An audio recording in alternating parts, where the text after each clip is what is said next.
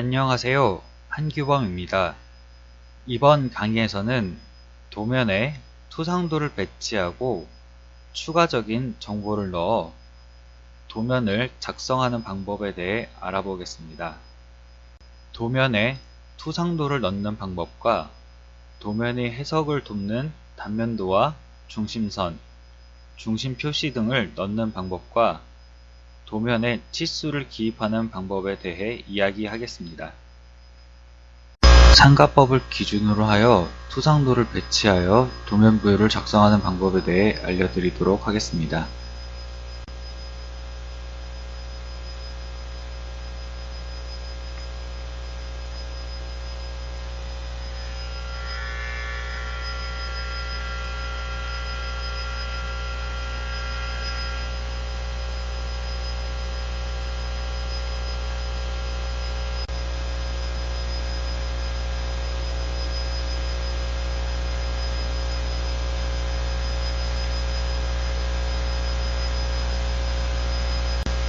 도면 작업창을 불러왔습니다.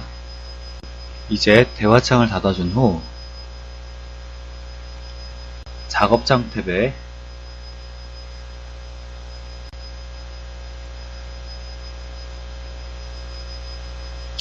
설계 라이브러리에서 이제 도면을 만들고자 하는 부품을 불러옵니다.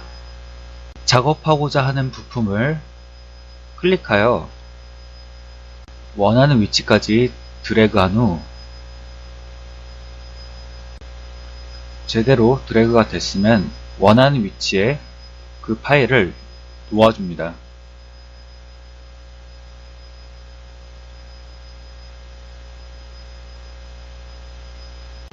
파일을 시트 위에 올려놓았다면 왼쪽과 같이 대화창이 뜬 것을 확인하실 수 있습니다. 아래 항목들을 보면 방향이라고 되어 있는데 여기에서 다중뷰 작성이 체크된 것을 확인해 주시고 정면도를 기준으로 평면도, 측면도, 등각투상도를 선택해 줍니다. 이렇게 선택을 해주시면 도면 위에 각 투상도들이 위치될 부분들이 연하게 표시가 됩니다. 이렇게 선택해 주신 뒤 확인을 눌러 도면도를 불러옵니다.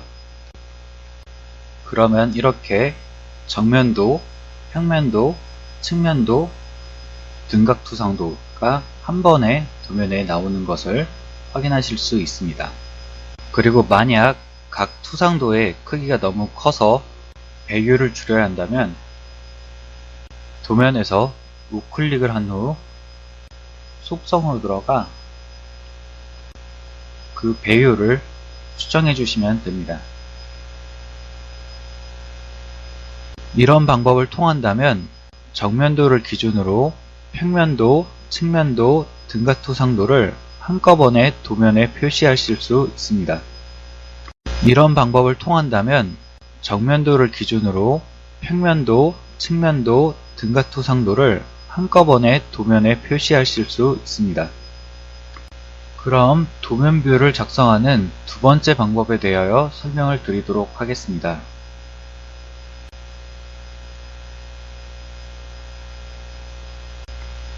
아까와 동일한 방법으로 설계 라이브러리를 통해 파트를 드래그하여 도면 위에 놓습니다. 그럼 여기서 다중뷰 작성이라고 되어 있는 옵션을 체크 해지해 줍니다. 그럼 그와 동시에 다른 뷰 아래쪽에 미리 보기라는 항목이 생긴 것을 확인하실 수 있습니다. 이제 이것을 체크해 줍니다. 그리고 체크를 해주고 마우스를 도면 위에 놓으면 정면도가 바로 나오는 것을 확인하실 수 있습니다. 이 정면도를 도면 원하는 위치에 놓고 클릭을 해준 뒤 오른쪽으로 움직이면 측면도, 그리고 원하는 위치에 역시 배치를 해준 뒤 위쪽으로 올리면 평면도, 그리고 대각선을 올리면 등각보기가 나오는 것을 확인하실 수 있습니다. 이 방향들 뿐만 아니라 다른 시각에서의 도면들 또한 표현이 가능합니다.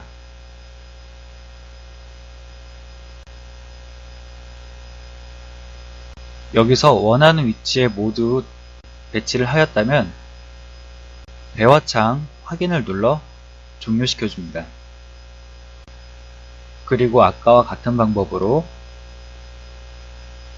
속성에 들어가 배율을 원하는 만큼 수정해 주시면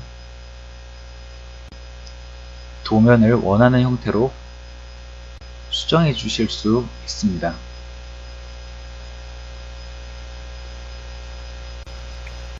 따라서 아까와 같은 다중뷰를 체크하여 도면뷰를 작성하는 방법이나 이렇게 정면도를 기준으로 나머지 투상도를 끌어다가 놓는 방법은 사용자가 각자의 편의와 필요에 의해 선택하여 사용하시면 됩니다.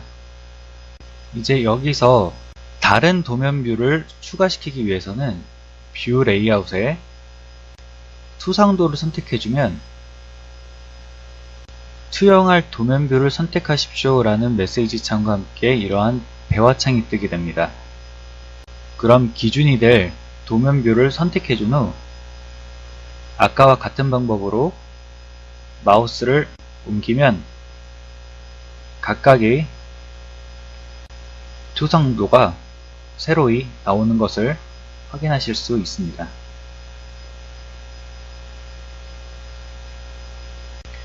근데 이런 방법을 통하여 투상도를 배치할 경우 기준이 되는 투상도로부터 뻗어나온 다른 투상도들은 그 위치가 묶여 움직임이 자유롭지가 않습니다.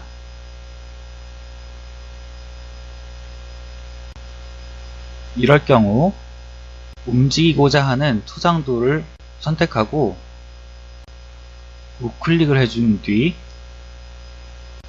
보기 항목에 정렬, 그중 배열 분리를 선택해주면 해당 도면 뷰가 자유롭게 움직일 수 있는 것을 확인하실 수 있습니다.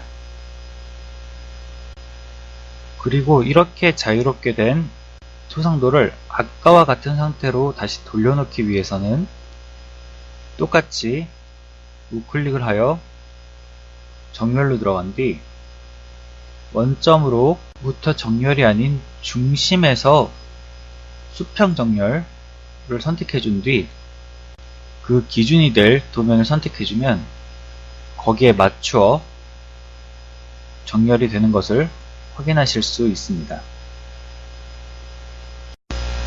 이제 이렇게 생성한 도면에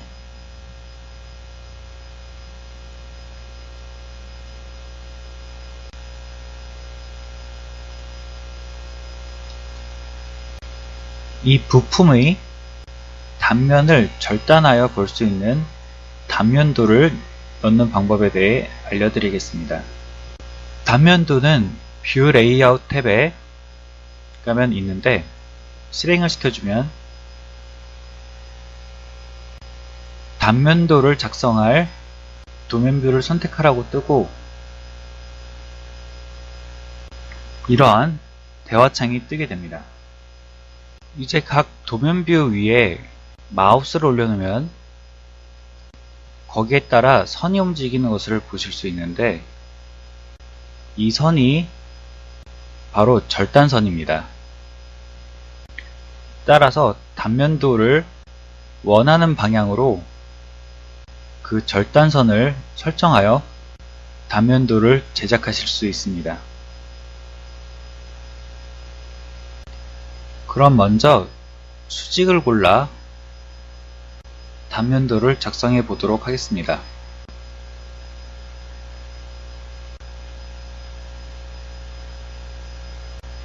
여기서 이제 확인을 눌러주면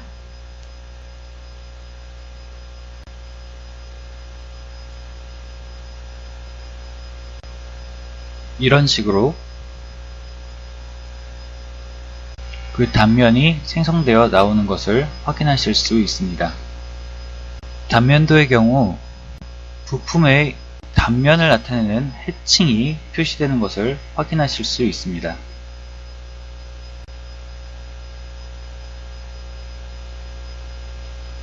그리고 단면도를 작성할 때 원의 중심이나 선의 중점 등을 선택하여 그 기준점을 잡으신다면 더 편하게 작업을 진행하실 수 있습니다.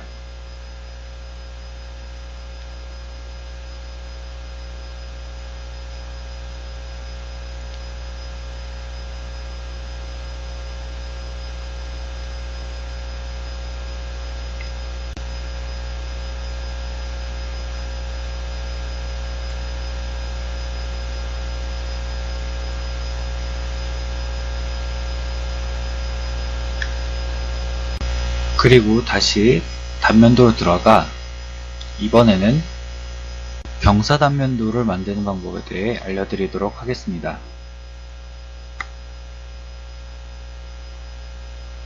경사단면도의 경우 다른 단면도들과 다르게 두 개의 단면을 동시에 사용할 수 있습니다. 따라서 중심을 선택하고 첫 번째 절단선을 선택한 뒤 그 다음 절단선을 선택해주면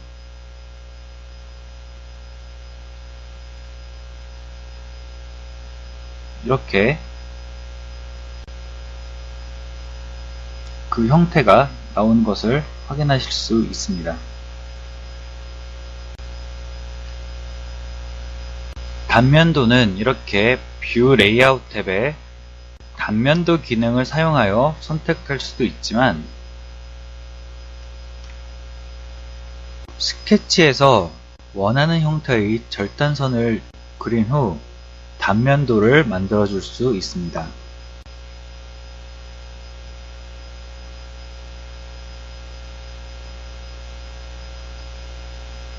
이렇게 절단선을 선택한 경우 그 선을 선택하고 뷰 레이아웃으로 가 단면도를 눌러주면 그 절단선에 맞는 단면도가 만들어지는 것을 보실 수 있습니다.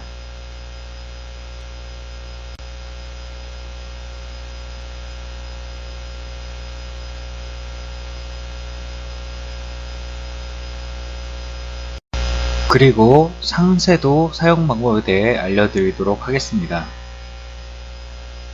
상세도는 도면에서 어떤 일부분을 크게 확대하여 나타낼 때 사용합니다. 뷰 레이아웃에 상세도를 클릭하여 그 기능을 사용합니다. 이제 상세도를 그릴 원을 도면 위에 그려줍니다.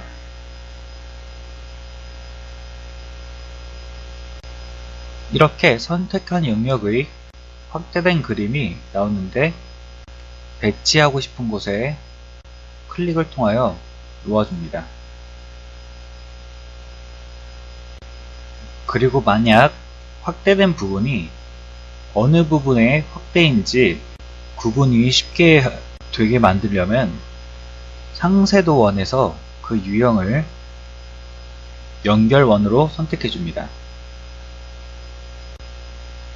그러면 상세원과 상세도 사이에 선이 생기면서 그 위치가 어딘지를 쉽게 알 수 있습니다.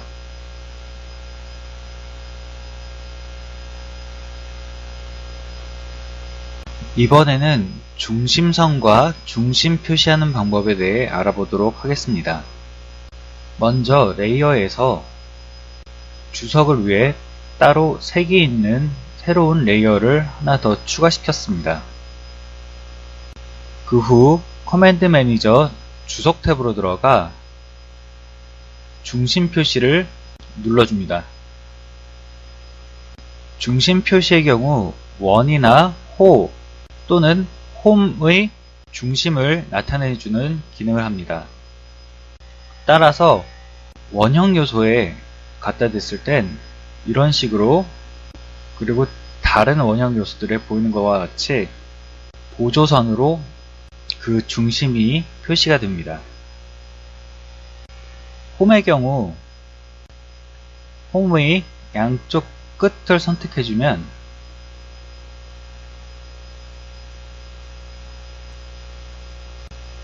홈의 경우 옵션이 그 중심을 선택하느냐 또는 끝단을 선택하느냐에 따라 선택하는 방법이 다릅니다.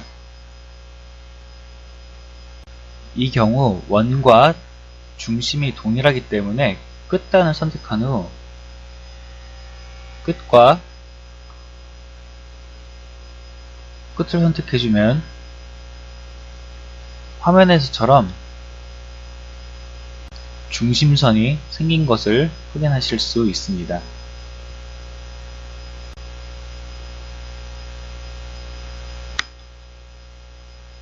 그 다음은 중심선을 볼 텐데, 중심선으로 들어가기 전에 단면도를 하나 생성해 주겠습니다.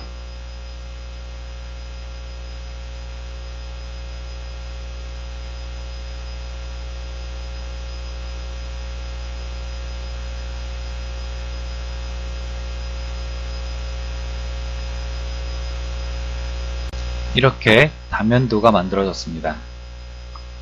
이제 중심선으로 가면 중심선은 두 모서리를 선택한 후 거기에 중심을 표현해 주거나 또는 원통형 요소에 놓은 후 클릭을 하면 거기에 대해 중심선이 생기게 됩니다. 이렇게 중심선을 쓰면 구멍의 중심을 쉽게 표시하실 수 있습니다.